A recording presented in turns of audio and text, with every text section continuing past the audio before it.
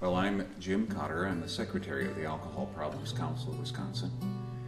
And I'm on this board because it's always been something that I felt that the church should speak about.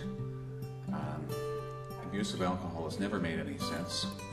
And one can talk about use as well as abuse, because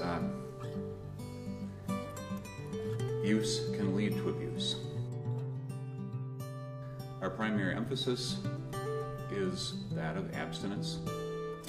Our former president, Bill Stevens, made that very clear when I first became part of this organization, was that was the core of what we were about, was about abstinence from alcohol. I've seen alcohol become the passion of too many, and it seems that nothing can be done, no life event can take place, no celebration without alcohol having to be present.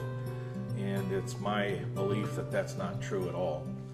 I've been in the ministry for about 30 years, and so I have seen so many other lives, families and marriages that have been touched by it, ruined by it. So on this very day, I have friends who are going to court to watch the sentencing of the man who, as a drunk driver, killed their 6-year-old son. I prayed for them today, but I don't know exactly what to pray for. What sentence was good enough? What sentence is just?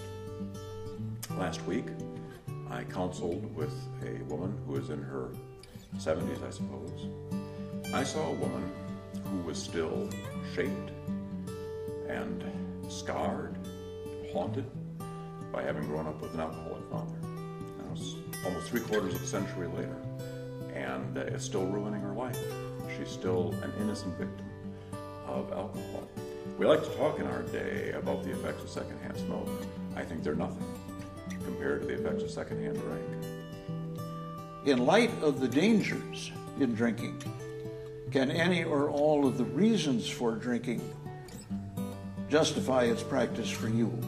It's for you to decide for you. Not you for anyone else, not anyone else for you. Personally, I feel strongly that alcohol is a negative in almost every instance. I wanted every church that I've been in, and every year I talked about Alcohol Problem Sunday. I talked about a 747 going down every day, and people say, we would get all excited if the 747 went down, and we'd want to do something about it. But that's how many people die every day due to alcohol. And we don't do anything, because that's what we do in Wisconsin, we drank. And so to me, it's if we can do just a little bit, and that's what we're doing. We're trying our best to get the word out there.